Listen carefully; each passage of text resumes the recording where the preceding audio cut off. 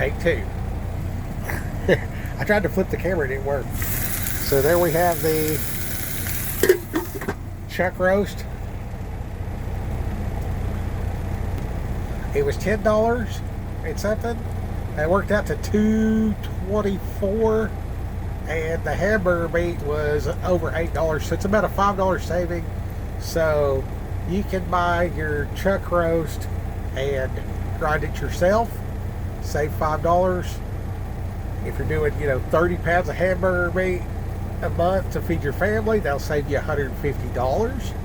And I just went on a Monday.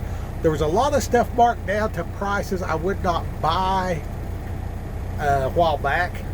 And then, I seen some stuff that was $50, $60 marked down to $30, and I was like, I was buying ribeyes that said $30 marked down to $16. And 2 chunks of meat, much over $16, I'm not going to buy. I'll spend $20 on the 3-pack of hamburger meat because I'm in the truck. You know what I mean? That works out to $6 a pound. But this right here that I just showed you is $2.24 a pound. And then if you get your longer packages of your chicken thighs, boneless chicken thighs, you don't want the bone weight.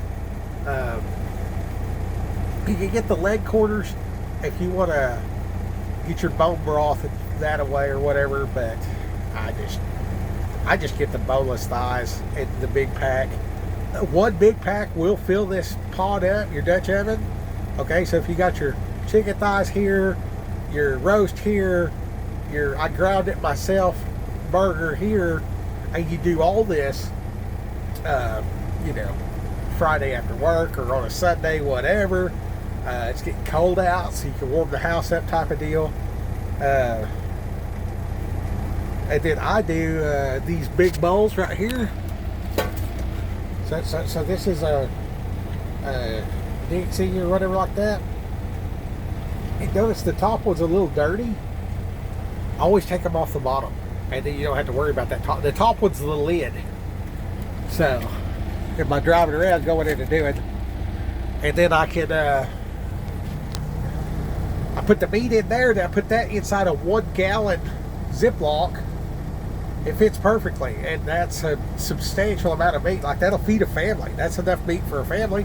But just me as a single guy, I could do chicken, beef, ground beef, take that out, make whatever type of, rice dish, or we might have potatoes and green beans. We might have, use it for taco. You know what I mean? I'm a big fan of the taco. Sorry about that. Okay, so what I'm doing here is I'm cooking that today, and this, do I have the list? Okay, so the list, this grocery list was, I got 2 of them little goat cheeses. If I do a dish and I want it to be kind of cheesy, or I want to up my protein, I can just eat the goat cheese as lunch, or it's those little bitty ones. They go for $3 now at the Walmart. I got the pound of pepper jack. I bought a new seasoning thing of the Slap Your Mama. I got a dozen eggs. I did buy a loaf of bread because I got some peanut butter and jelly. And then I got the bag of onions. So, bag of onions, which I'm fixing to put with this roast, by the way. I got the 3-pack, a saddle pack of, and then the roast, that roast was $18.29. So, but it was $2.24 a pound. So, the pot and everything right now, yeah, that's 6 or 7 pounds of meat there. So, I guess I could open that deal. I did put when I put it in, I threw the thing away. I should have thought about this video first. I thought about pausing it and then cooking this and then add the onion and then show you how it makes its own water with the lid. So see how it's making its own water? So I'm cooking that, and it's just searing it on the bottom, which is real good. And then I'll turn it off. And when it's not hot to the touch, see, that saves my propane. My propane's on a real low level.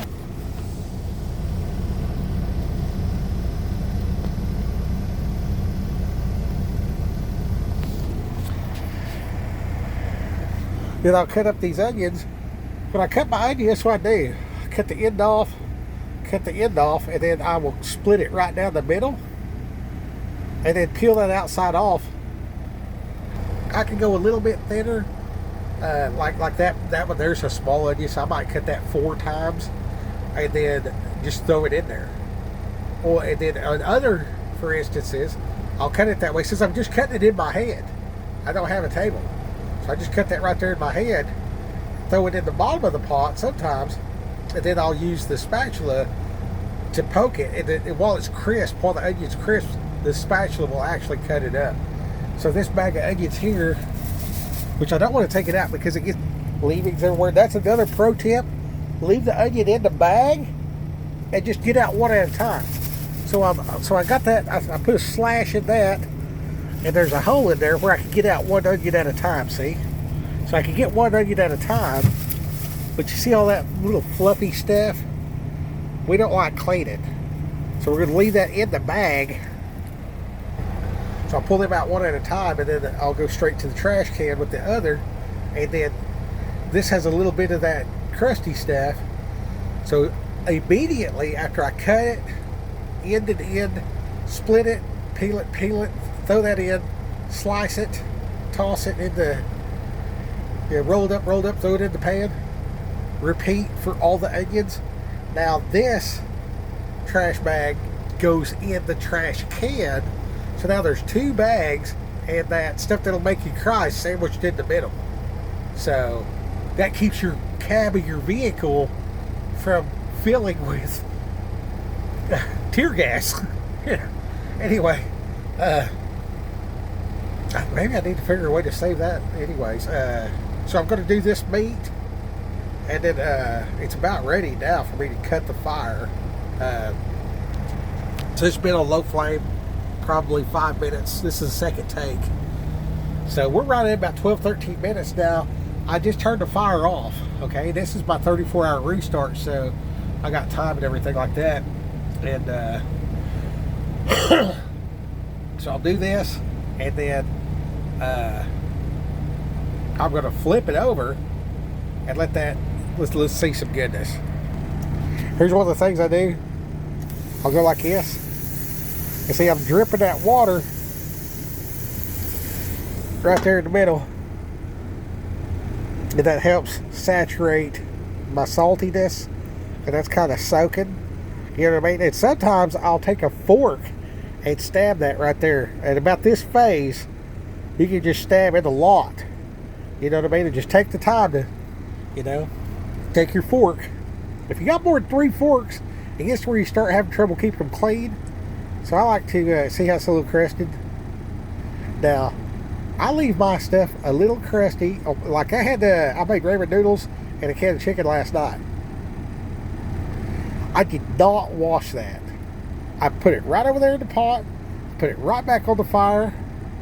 I seasoned the other side of that meat, and then just threw the meat in there and turned the fire on. If there's some kind of whatever, that's probably making me stronger. The cast iron, if you ever work with cast iron, they say it's seasoned. Then you go to stainless steel, you act like somebody's got to be spotless before you use it. Why? Why does it have to be spotless? It does not. And then when you look at the people that are healthy, they're all the time talking about, oh, well, you need to drink kombucha, which is almost beer. Pro tip, kombucha will test positive in a DUI checkpoint. So don't kombucha and drive. That is a fermented drink. You'll blow alcohol. Anyway, probably not for a civilian, but as a trucker, you don't want to drink the kombucha unless it's at the end of the shift. I'll give it 10 hours to come out. So that's real good to know. And then so I'm going to flip this. We'll give it a little bit while to just kind of, do its thing. I should have did the drip when I was making the video. Usually I'll do that about halfway in before about halfway into the cook, before I actually cut the fire.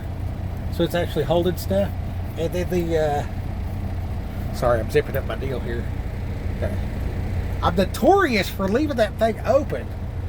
And that's not a refrigerator. That is a cooler. So all it does is drop the temperature about 30 degrees. So if I keep it 70 in here, it's about 40 inside that deal. And then because it's actually just a heat exchanger on the back of there, it does a pretty good job of knocking the chill off if it's cold out. So that's real good to know. Anyways, so I'm gonna cut these onions up. You know, this, I guess I haven't done an in-cab creation in a while. Of course, we used our Skipper blend. That's what was on the top of that. And do I need to go over the list? So the organic stuff, the Skipper blend is Baja Gold sea salt, Himalayan pink sea salt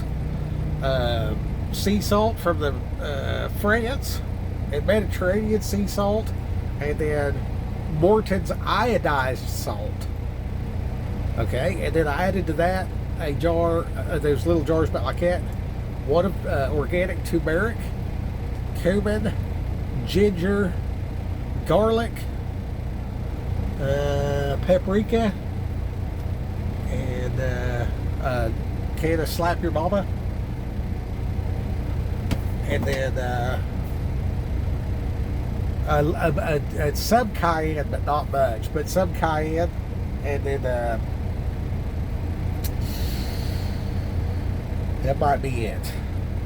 Oh, the peppercorn melody, which is it has your various black and white, yellow and green pepper kernels. It's black pepper, but they got different colors. You know what I mean? So I'm just like, whatever. You know, grind it up, put it in there, and that takes a while grinding it in there. Like it's longer than you think. And then what else did I put in there? Oh, I was going to say the Baja Gold sea salt is very high mineral content. So I went with mineral, and then I'm like, well, I don't have no iodine. So I went with the iodine, you know, because I don't want to miss out on that.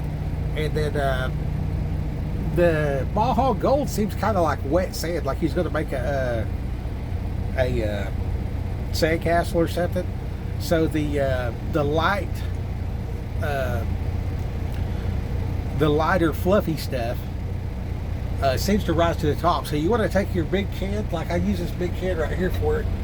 So this is my salt shaker. So I want to shake this up, and you can do like this, you know.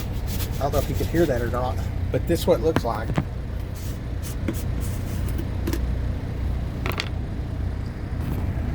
So this is what it looks like. So see how some of that's, you know, you can see that peppercorn because it's fresh ground. It's bigger. I think you can see it. It's got a little sparkly. See that little sparkly stuff? That's all your crystals of life, better known as salted mineral. So this right here, that's the good stuff. Okay, and then this is about half full. And this is my hand open about that much. I mean, this is the lid. Like, for comparison purposes. You know what I mean? And then like, it's a big old deal. Let me see if it says, it's pretty good size. It says that this is a 1 pound 4 ounce 567 gram, but that's what it had, that stuff in there. Obviously I just repurposed the container, and for the record, I just bought another one of these today, and it was $25. And I'm not exactly sure what the collagen peptides do, but I've heard hair, fingernails, elasticity in the skin, or whatever else like that. Not really worried about that, but if it increases the elasticity in my skin and hair, then it's probably helping with my cardiovascular system as well. Okay, now the reason, this is to live. This has nothing to do with how it tastes. I don't give a shit what it tastes like. I actually care about having the vitamins and minerals in my body to not need to go to the doctor. So this is my health insurance with an E. I'm insuring. I don't need to go to the doctor. That's the point, for the record. Meat, onions, bueno, right? Cheese, bueno. You know what I mean? Goat cheese, also bueno. And then if I could get if I could go to the Amish and explain to them that I have calves at home, I could get raw cow milk from neighbors for my calves at home. Now, I may or may not use that also for my pets, but it is okay to give your animals raw milk. And if you put the label on the bottle that says animal use only, I'm pretty sure that that is legit. But other than that, you have to get homo milk. And the homogenized is they take some stuff out of it, they heat it up, so it's kind of they kill any potential bacteria, but there's other stuff that bacteria wise that we actually need. That's why your fermented stuff, your kimchi and your kombucha and stuff like that. So like if I go on a diet, like I did all meat, cheese, egg, just carnivore, straight carnivore for a while, and then I did my preps for a week, and then then I did poverty. So I'm coming out of poverty week, and I'm blending that with carnivore. So what did this come up to? Oh, this was $100. Here's today's list. Let me show you. Here's today's list, and it was $100. So this is eating like a king, bro. This is that 85 saddle. That's 85.15. And then your chuck roast, you see that? That's in the pot right now.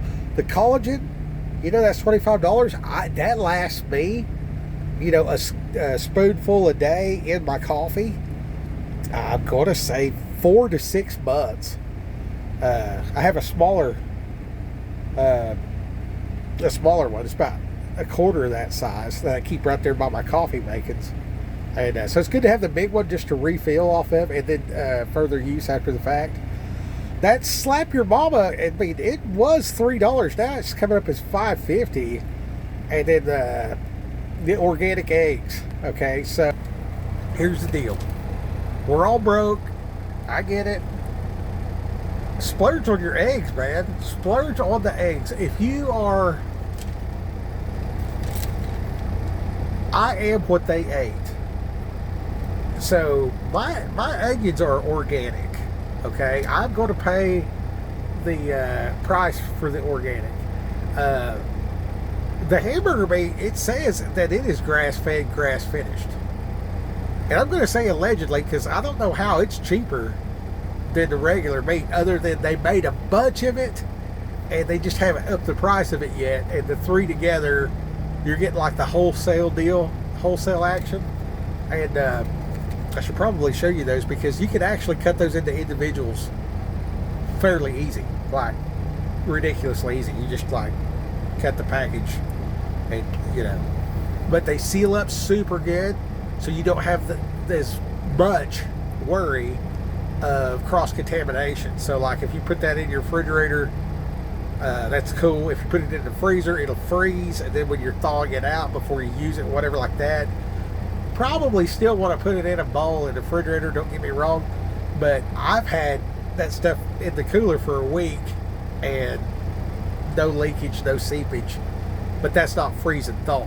So freeze and thaw might be different. I don't know. I'd hate to tell you wrong. Now, coming into the fall season, I want to up my ability to fight off the enemy called flu. So your onions are great for that, by the way. Absolutely wonderful. They did not have liver. The only thing that I wish I could have got that I did not get was liver. I've cut up this roast like this before, and then had the hamburger meat, and then had the chicken stuff, layered it up like I was talking about, and then grab a little of each one, and then throw it in the pan, and then throw some liver in there as well, And I think that overcooked liver, if you cut it into little pieces and put it with your hamburger meat, I've never had it. I have never, not one single time, went home and cooked hamburger and made tacos and cut up a steak, cut up a liver, got some hamburger meat, onions, cook it all together, let it have that juice and that fat that's in there. That fat's got a lot of goodness. Okay, so if you bite into one of my tacos and a little bit of something gets on your hand, like, that's the good stuff. You know what I mean? So I want to leave that in there. And what I've learned in the truck is to get these little bricks.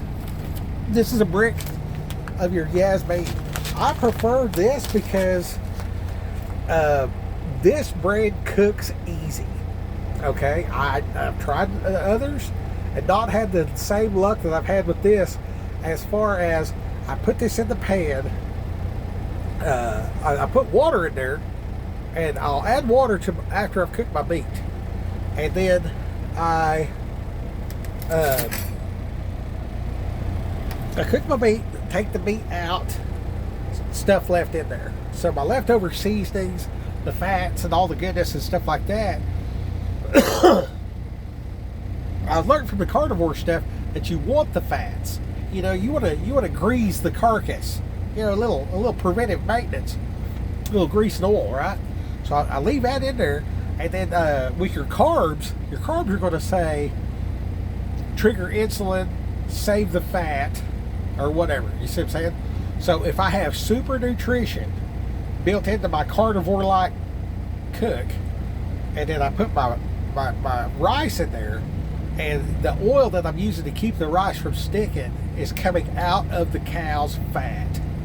So now I'm infusing my rice with that, and then later on, if it's in the morning time, I'll throw my rice in there, and a lot of times I'll add, like last week I had one New York strip, and I cut it into chunks, and I added that, or I left that in the pan after it was cut into chunks, and I did that thing of rice, and later I'd be eating my rice, and I'd have a big chunk of steak in there, you know what I mean? So that satiation that came from that bite, and I think I've split that into 5 bags, and I ate off of it first, so that'd be 6, and I think I ended up throwing one away at the end of it. So I got 5 eatings out of it over 8 days, and just in the cooler, and that chunk of meat did not go bad. I ate it, no problem. Now, can you take a chunk of meat about that big and cook it, put it in your refrigerator, let it sit there for 8 days and eat it? That's for you to find out. I can. I also heat the subbitch up before I eat it. Also, I can't smell. My nose is plugged up regularly. So you can smell it and decide. I cannot. It may smell bad at that point. I don't know. But I can't see it, and I don't care what it tastes like.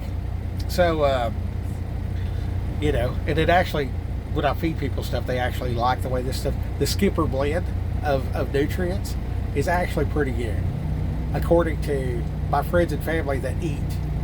Like, when I go to church services and stuff like that, if there's like a, you know, an all-day thing, and then like one time we went and did an all-day thing, and then we all stayed at the thing out there in Antlers, Oklahoma. The pastor had a place out there that was kind of like a, you know, off-grid bunker style. It was a hippie commune is what it was when they made it. And then he ended up getting this place dirt cheap, and then you know, it's not affiliated anymore. Anyways, we were all out there, and there's probably 30 people or whatever. And the next morning, I just started taking orders, cooking, you know, and I was making, you know, just breakfast foods. And everybody was like, you got to come back and cook, Skip. You got to come back and cook. But when I was a kid, every Sunday, we would watch Marty Stauffer or whatever like that. We didn't go to church or nothing like that, but we liked nature. And I had a cast iron skillet, and I would cook omelets and hash browns, like the real hash browns. And like the hash browns that you cook in a cast iron skillet, and they take on a life of their own. and they're like, kind of burnt, and then you flip them, and then they're kind of burnt, and you flip them again, split that apart, and then like flip it a couple more times. You know what I mean? And you put that on the side, and then you make the Western omelet with all the good stuff, and then you put a plop of grape jelly on top of the hash browns. Dude, that's like that's real. That's why I'm fat. I mean, like, I can cook, bro, like, for real. And anyway, with this stuff here, I got my nutrition dialed in based off of vitamin mineral concerns, right? And the I just want to share that with the kid folk or whatever like that. But there's no difference between your cast iron skillet and your stainless steel skillet, in my opinion, except for sometimes in the stainless, it's better if it's clean and you get it real hot with your oil, and then you put an egg in it to fry and flip your eggs. So if you want over easy eggs, in my opinion, that's difficult. So I do have a Pioneer Woman skillet in here specifically just for over easy eggs. That's why I cook my over easy eggs in. I can put 8 eggs in that sucker. By the time I'm done cracking them, start divide and flip every one of them, they all come out, because it don't stick. You know what I mean? But I think there might be something poisoning me when I do that. So anyway, sometimes I'll get my Ziploc bag of goodness. It's got a little bit of meat. It's got the meat leftovers soaked into the rice. So I call it like protein rice. Okay. Now, basically, because it's in a Ziploc bag, you can literally section this out with your hand. Okay. And I do gallon-sized bags for the bowl. You know what I mean? And then sometimes I get lazy or whatever like that, and it's easier to take it out of the pan into the Ziploc if the Ziploc is bigger. And I'm just one dude, so the expense of buying Ziploc bags is not, it's worth it compared to buying paper plates and cutlery and all this other kind of stuff. And pro tip, if you're prepping and you don't have like 5,000 paper plates, you are messing up, because your paper plates are also going to be your fire starter. And it's also going to be I'm not getting dysentery because I'm eating off a dirty plate. You know what I mean? Last thing you want to do in the apocalypse is dishes. The last thing you want to do Thanksgiving is dishes. Like, who wants to do the dishes? And when you consider off-grid and then eating dinner with 8 people, how many dishes is that?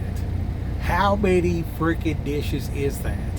You know what I mean? And then, like, if you get down to like your Dutch oven stuff, like what I'm doing right here, if everybody has a fork and they keep that fork, when the paper plates are gone, we can all eat directly out of the pot. We can sit around the pot. We can spread out our little blanket, sit around there with our legs crossed. Everybody just reach in there and get them a bite. Reach in there and get you a bite. Reach in there and get you a bite.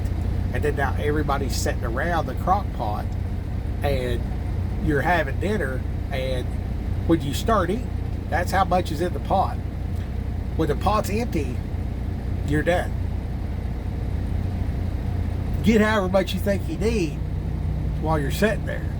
If you're a fast eater, or you need more, or whatever, or if you're a slow eater, or you need less, or whatever else like that, from the time that the power goes out till the paper plates run out is that adjustment period. You know what I mean? So you're going to want to be playing your card games and stuff like that. You're going to want some board games and stuff like that to have the family unity now and to fight the boredom later. Okay, so the chances of whatever attacking you is significantly, I mean, like, it's got to be 100 to 1. Like you might be under attack like once or twice in the apocalypse. you're going to be bored every day when these phones don't work no more. So, I mean, this is a significant deal. And I know everybody else today is on Monday, but I am on, like, the reality of living in a parking lot right now. And there's some lessons in this. Again, all this you probably know. And I'm sure that you're smarter than I am and probably already have this stuff in mind. But as we look at our preps again, and we're moving into Thanksgiving, you know what I mean? As we're moving into Thanksgiving, you got travel, you got big meal, you got family stuff, whatever like that. So if you could transport and cook and all this kind of stuff like that, like, I mean, do you have a bug out plan? Do you have that? This little guy right here, see, it plugs in right there, and it's actually got a refrigerator on the back of it. See what I'm saying? So I gave one of these to my uncle that's on insulin. Okay, so if you have one of these, you can actually put that in your refrigerator and pre-chill it. And then if that thing is ready to go, and you got to go from A to B, and you're in a situation where your medicine needs to stay cold, there you go. I mean, that's pretty significant capability. And then even if it's EMP or whatever, and this thing quits working or whatever, it's still a carrying case. That is still a square box-like, slightly insulated, soft-sided. I could collapse that thing down to use later, so I could collapse it down and pack it away or whatever else like that and put it in my Faraday deal, which I actually have 7 of these, by the way. And it's not because, like, I planted it out. It's just because, like, I get mad and quit my job, so I clean the whole truck out, and next time I get a new truck, I just go back out, and then I just buy stuff again to live in the truck. And then when I come home, I put it, like, I got a whole shelf. Like, I've inadvertently built the basics and necessities for, go from here to there. And every time I do it, that's the capability of moving about 4 to 5 people. So on occasion, there will be some type of, like I bring home homeless people quite a bit, and feed them, get them cleaned up, send them down the road with a Bible and stuff like that. So, like, I'll have, like, this fanny pack with water and filtration and all this other kind of stuff like that. And, go bag to whatever degree. And nothing with the military capability. None of that. We're just talking, like, I'm going from A to B in peacetime. You know what I mean? Yeah, there's a knife in there to process stuff. And there's, the stuff you need to cook or whatever like that. Might have a propane bottle in there, a little cook stove, whatever like that. Actually, the ones I give away do not have that, but I do have a bunch to give away like that. And when I started buying these camp stoves, they were $12, and the ones I got on my wall in the shop, I believe I paid $18 for them. I think they're up to $27 now, and I just seen a significant jump in the price of stuff at Walmart. So the pants I wear, I probably have 30 pairs of pants. And I got them for $18. And at this Walmart right up here, right now, those insulated camo pants are freaking, and they got the pockets on them and stuff, and they're $38. So they're $20 more expensive than they were 4 years ago. But 4 years ago, I was like, well, what if this really is the end of this deal? Like, I'm going to need, clothes and stuff like I might be able to outfit an entire county with gloves.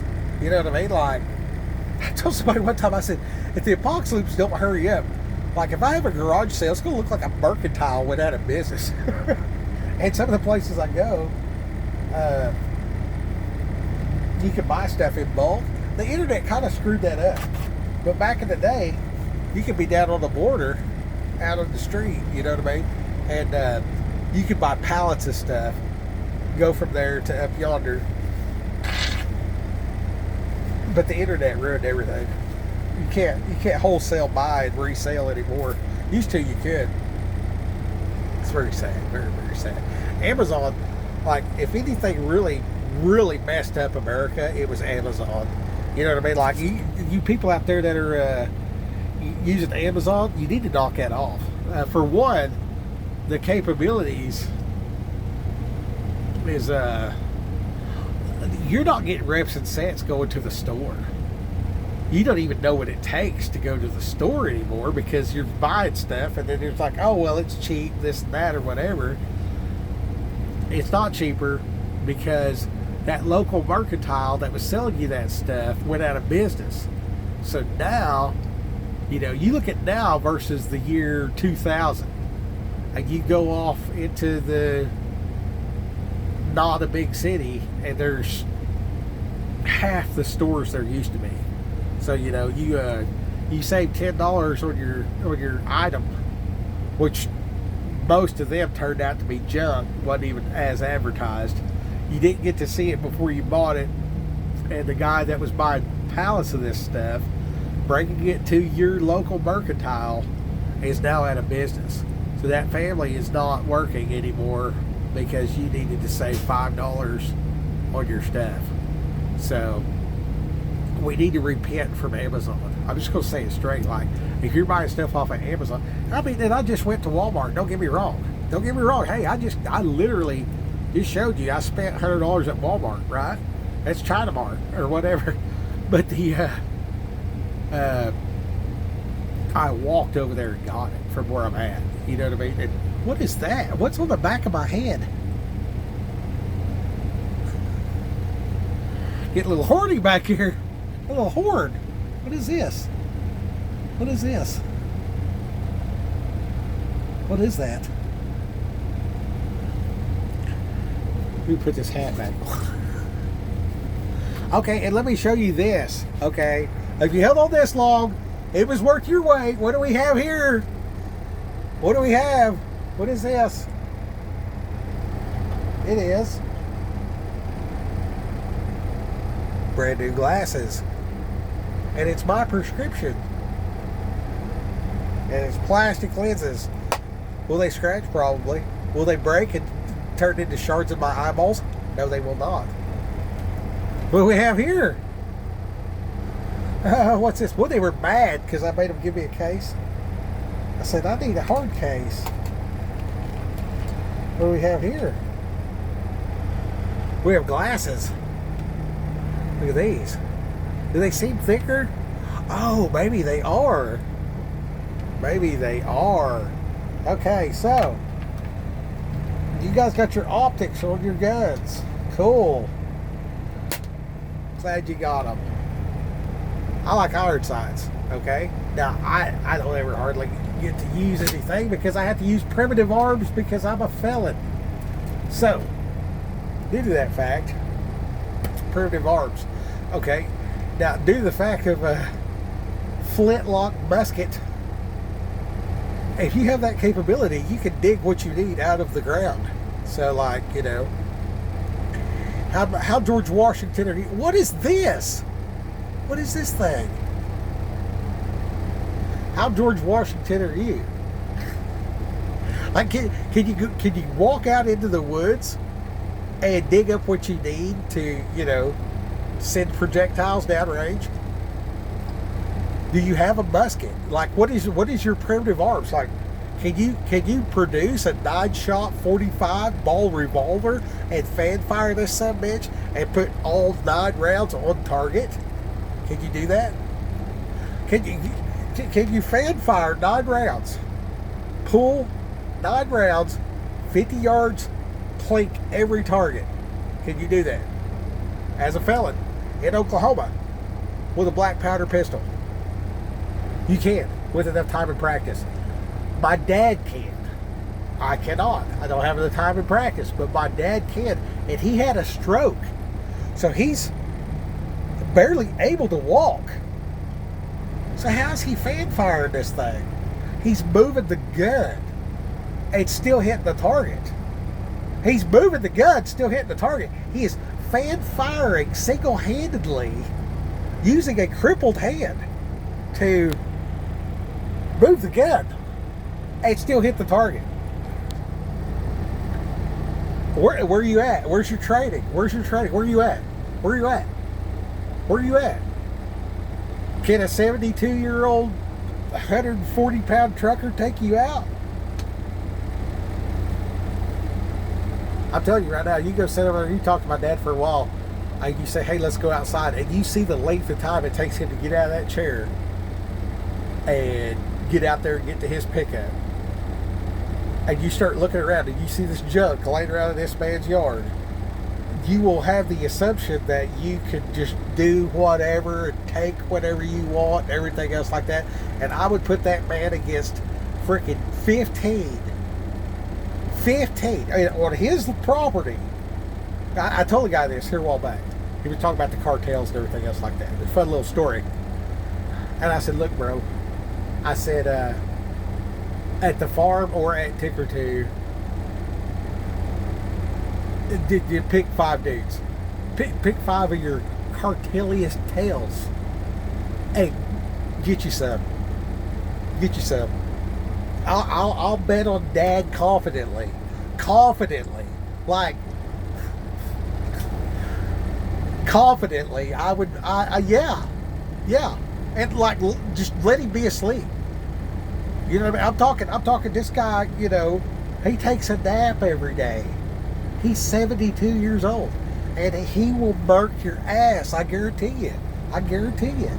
Go in there, try to take what he's got. You know, I've heard people say various things all throughout my life or wherever else like that, and one of the things I heard said was, I don't think that, you know, China or, you know, whatever has the horsepower to come to America and take us out. And then I see like all the dumb shit on the internet, and I'm just like, dude, they're goating them into it. America has a history of pretending and false flagging to initiate we put boot to ass wherever in the world. That hasn't changed. Like when you get on there and you see all these fat people and all sort of kind of stuff, and like, go to the truck stop and sit there, get you a sandwich or whatever, just sit there in your car and just eat your lunch and watch the truck drivers walk from the fuel island into the store back to the fuel island. Just do that for a week and just see, just look around and see who you see actually driving around in America. And I'm telling you right now, it'll blow your mind, because these dudes are traveling 3,000-4,000 miles. They're camping, they're living, they're just like, they're in the vehicles, okay? They're living in the parking lot. And some of these dudes are highly capable. You'll be amazed. And some of these dudes, like, they own that truck and trailer, and they own other trucks and trailers. I know several people that own, well, I have known people that at one point or another had 40 to 400 trucks operating, you know, and they're gleaning $500,000 off of these operations every year. You know, after taxes and bullshit or whatever else like that. You know, there's the whole, you know, did I buy the freaking, you know, service truck and use it to change flat tires, so I wrote that off of my... I ain't talking about that shit. I'm talking about this motherfucker paid on $500,000. He has this income after he paid the taxes and everything, plus all that other, you know, funny number shit where the farm never makes a dime type of deal. Yeah, after that, somebody's bringing in $500,000, did it for fucking 8-9 years. You know what I mean? And this dude has a case backhoe that will run after the apocalypse. You're like, bro. Anyways, so that's today's income creation. You know what I mean? Independence. So, I'm gonna get off here because I like, yeah, I was just going to show you how I was making my food. So I'm going to cook I'm going to cook this meat. I'm going to take the meat out. I'm going to put the, I'm going to cook the meat. I'm fixing to flip it, start the fire again, because it's been, you know, it's cooled off now. So it's slow and goodness. I'm going to flip that. I'm going to put these onions in there. I'm going to let that do its thing. I'm going to pull the meat out. And I'm going to go in with the 2 pounds of yasmin rice. It just seems to cook better. Like the other stuff was too sticky. And then a different one, there was like a no-name brand or a store brand. And it took like 3 times as long to cook. It was like, is this rice or plastic? You know what I mean? I felt like I was melting plastic more than cooking rice because of the length of time. And I'll bring my water to a boil and then just dump your rice in. I think I'll try to figure out my water ratio because I'm gonna open a brand new gallon. I have several. Actually, I have 13 gallons of water right now. That's why there's no water. The last 2 times I posted a thing on here is because like I have 13 gallons of water like in here and under the bed. Under this bed lifts up. This whole thing right here lifts up. So, and the mattress itself is also has some capabilities. And then this up here, like you pull that strap right there, and that mattress flops down. So on top, you can lay on top of that mattress certain things, and then put it up, and the mattress has some give to it. So it's kind of like a pelican case.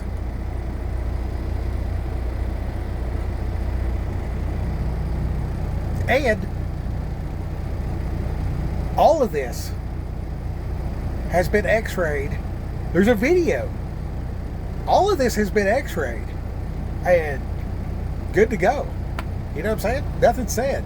So 2 takeaways from that. Number 1, well, apparently I ain't doing nothing wrong. Number 2, I don't think they could find flies in the middle of a freaking feedlot. You know what I mean? Like, so the chances that someone has got something past the border that we should be concerned about is 5,000%. when the Bidens and the Bummers were in office and all that, Operation, Fast and Furious and all sort of kind of stuff, a lot of people should be in prison over that deal. And then what came across back during those times is who knows, right? And a part of me, I kind of fell into this job, don't get me wrong. Like I needed the W-2 to be able to keep my house. And not a lot of people would hire me because I had that SAP program deal. And because after COVID, I was just like, fuck it, we're all going to die. And, I smoked some weed or whatever like that. And then I quit.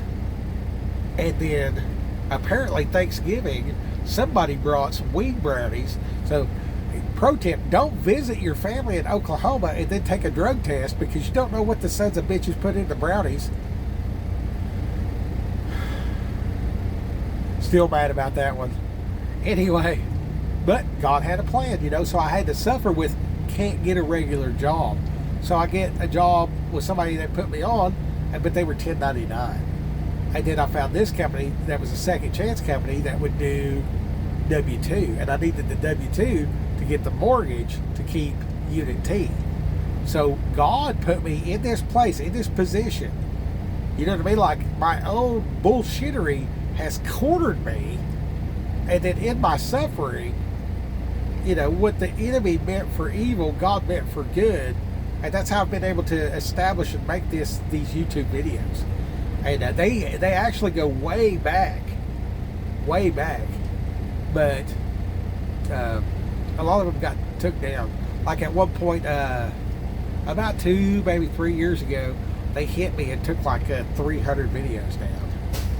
So, and they were, they were what they were. I mean, it's about like this. You know what I mean? I didn't say anything any crazier or anything like that. I just talked about God a lot, and they didn't like that because they're anti-Christ. And, man, I was walking back from Walmart just now. Oh, I did the backpack. This backpack that I carried my stuff in, you know what I mean? And it's empty. And it's new. You know what I mean? So, when I put this hood right here, see this? This is my silver lining, right? So it stops the EMFs. So it stops other things too. Okay, so I don't know if it was wearing the backpack while I went shopping, which is enough to raise some eyebrows, right? But I was also wearing the hood because it's a little bit cold outside. So I go in there and I round up all my goods, talk to a couple people, whatever. I was trying to find some insulated bib overalls, but they don't sell them no more at the Walmart in Sullivan, Missouri, which is where I'm at now. And that lady's like, I wish we had them. We used to sell them, thousands of them. And anyway, so I'm on the lookout. Put that in the comments. Where's a good place to buy insulated bib overalls? I don't like the Carhartts because they were, you know, celebrate the debauchery and the ought not. So there was a company called Golden Armor, and I had a pair of those that lasted for so long, but the dogs chewed them up.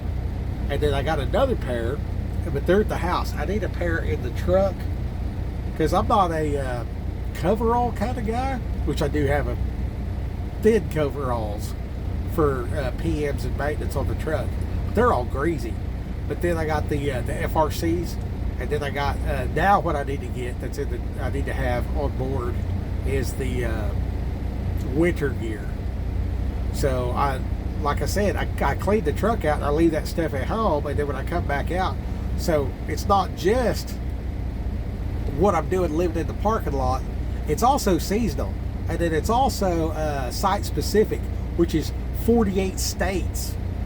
You know what I mean? Because there's some stuff that you really need in Wyoming that you can get by without it in Oklahoma. You know what I mean? And you know, like if you set up your tent, you know, like say you got the sleeping bag, like how big is the sleeping bag and stuff like that, and then like you're liable to be in a high wind situation in Wyoming, and then if you're in the desert or whatever else like that, it's like you're gonna need to understand which cactus you could drink water from, and then having the capability of these t-shirt bags to you know, you bag the plant and then lean it over, tie it off with your cordage. So you always got to have cordage. That's a big deal. And then as the temperature changes from daylight to dark and then back to daylight, somewhere in abouts there, you could get a little bit of water to drink through condensation. So your condensate's a big deal. And then because it's such a minuscule amount per bag, you know, you want to have a bag of bags just for harvesting water in the desert. A lot of people don't think about that. And you want to have your big contractor bags. You got to have one that you can reach while you're seat belted in the vehicle. So for whatever reason, you know, you hit some ice, whatever, car wreck, they bang into you, you just dukes a hazard off into the fucking river as you're sinking. Get this bag out, get the air in the bag, pinch it off, tie it up. Now let the car fill up. You got something to breathe, so you can breathe a little bit. Another way to do that would be the oxygen cans, the cans of oxygen. So when you're at altitude and stuff like that, you might need it for your headache. So one of the bags has the oxygen. So say I'm knocked out and I wake up, I'm at the bottom of the river. Which way is up? I can't see. It's muddy, whatever. The bag will pull up because the bag's got air in it. Same thing with the air. If I could grab the bag, I could get out of the vehicle, inflate the bag from the can of compressed oxygen. Now, which is not pure oxygen, don't get me wrong, but I can breathe with it, and I can release it to the bag to tell me which way to go, because I don't want to be swimming along disoriented, you know, going laterally instead of vertically. Like I want to go up, and then the potential for having a floaty. Like maybe I'm swimming with a broke back, and I need to inflate this contractor bag with can of air to help me make it to the top, know the direction, and actually get me there. Like maybe I can't move my, hands to swim, so I could just, hopefully ride this bubble to the top of this deal. Stuff like that. Just little stuff. You know what I mean? Like, nothing major. Nothing major. You just fucking Dukes of Hazzard, fucking 80-foot vehicle. 30 foot at the bottom of the river. What do you do now? What are you gonna do when you drive off the side of the George Washington Bridge? Fuck. But I'm gonna tell you right now, I-40 in Oklahoma on the Verdigris River, the guy fell asleep or he's drunk or something, and the boat and the barge hit the bridge, and the bridge fell, and then people just didn't have a chance to stop. They just drove off in the water. Like, it happens. There's another place over the Mississippi River up north, up around Minneapolis somewhere. It was in Minnesota, I think. Might have been Wisconsin. But yeah, they had a big bridge collapse over there. And then, the only thing that really bothers me out here driving, where it's just like, man, it bothers me. You know what I mean? I don't think about it very much, so I'm not like, scared or nothing, but boulders, freaking rock slides, man. Like, you're just cruising to the bam, like freaking avalanche, and then the bridge wash it out or whatever. Or like you're driving on a mountain pass, and like it's been, the snow melt, and then it like washes out, and then like you're driving and your truck's heavy, there's other heavy trucks, and then the whole side of the mountain just calves off. You know what I mean? Like, how do you see that coming? You don't. So like, what are you going to do? And then one time I was driving, and coming around the corner, and there was a Honda Civic, and I would have to say it was about a 2005 based on the taillights. But this big boulder just rolled down off the hill, and when it hit on the car kind of U-shaped. It just, like here's the car, and then it just like folded up around it. You know what I mean? Like take a beer can and just step on it, and the top and the bottom would kind of grab your foot. If you're barefoot, if you're wearing a boot, it won't. But it did that, and then as the boulder it didn't even slow down, bro. It just rolled down and just squished that car, and then just, there was like, it's a 2-lane, and there was a thing like a guardrail, and it just rolled right off that guardrail. So like I'm driving, I come around the corner, the car's up there, got me by maybe a quarter mile. We're dropping elevation, so I'm just like, taking my time, and it just rolled off, dude, and it just hit that car, and then just kept going. But it hit the car about here, and then as it went, the car stuck to the boulder. The car stuck to the boulder like a beer can would stick to your foot, dude. And they were just gone. Like, they didn't even leave a wet spot. And I'm just like, fuck, is that the only one? You know what I mean? Like, instantly, I'm like, what's the chances of one giant ass rock falling off this thing? Like, there's going to be some others that are smaller. How significant that? What if that was the small one? Oh shit! You know what I mean? And that'll make you feel a certain type of way. You know what I mean? Like, so like, are you ready for shit or not? You know what I mean? And the Earth is trying to kill you more than anything else. More than anything else. Like, the definition of urban is trying to get away from the Earth. You know what I mean? In my head, it's like, why would you live in a city? It sucks. And it's like, okay, you don't have to deal with this. You don't have to deal with that. Somebody else did this. Somebody else did that. I can walk across the street, get something to eat, whatever. HVAC, everything. If you think about it, everything in civilization is mankind's attempt to overthrow the Earth itself, and to deal with the Earth trying to kill us. So,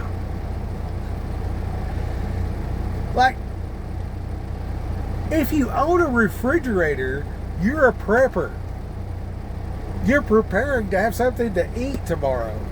You know what I mean? So it's just like, how far do you want to take this deal? You know what I'm saying? How far do you want to take it? Anyway, this is going way too far. We're at like a freaking hour. I was like, yeah, I'll just make a quick video talking about what I'm cooking. This cook is going to last me for the week, by the way. So we got the 3 pounds and then the 5 pounds. We got, how many onions is this?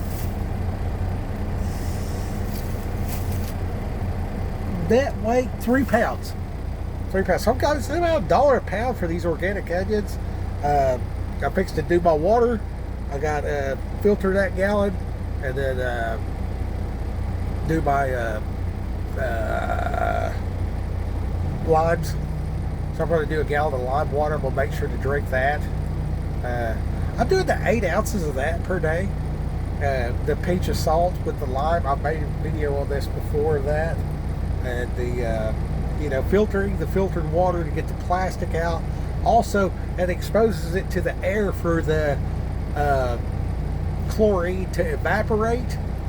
But the fluoride will stick to the filter. So yeah, I'm catching the plastic, the PFAS, sure. More importantly, I'm catching the fluoride because I don't like fluoride.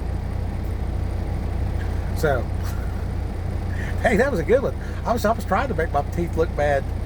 There's some good special effects on that deal. Anyways, which my teeth are solid. They actually are. I just I'm a fucking savage, man. Like, there's no excuse there. What else? Read the Bible. The guy at Walmart said they were doing a Bible study, and it was they were in 1 Peter doing their Bible study. And so I'm gonna recommend 1 Peter. I'm fixing to read it right now, actually. So I'm gonna get this back cooking, and Raquel, get out there and just do the best you can, and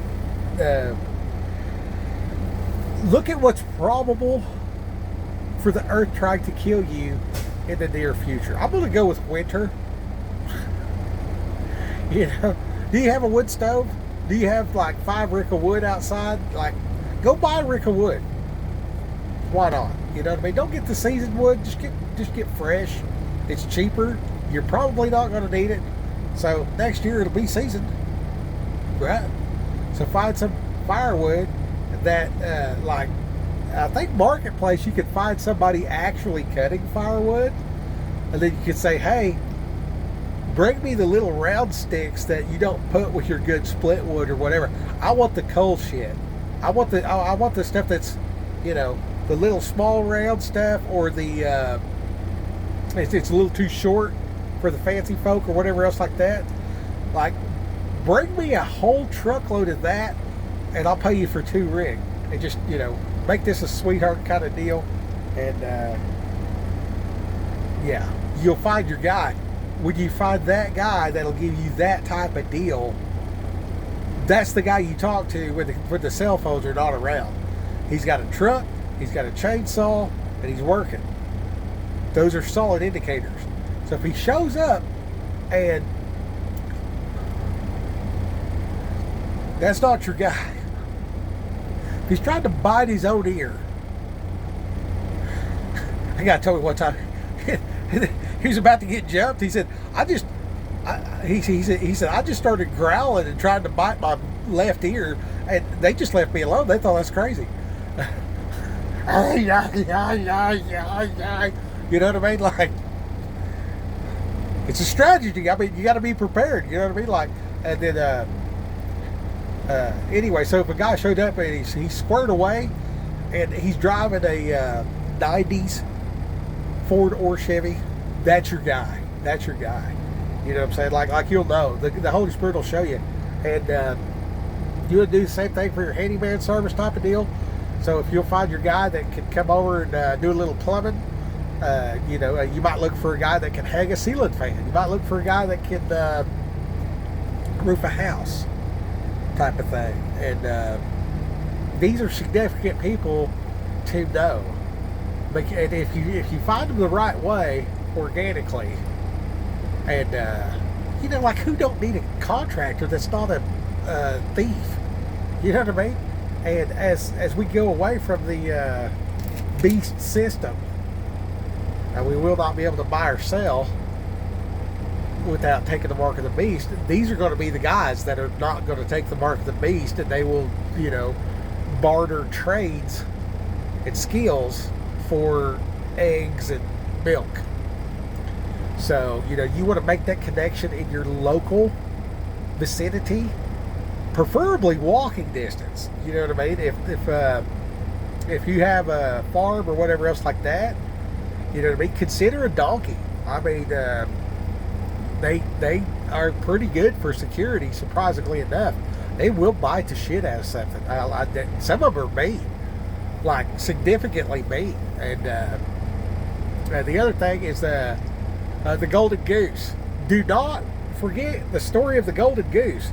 The goose that laid the golden egg. Okay, so way back, they had a year of no sunshine. So they were very, very limited.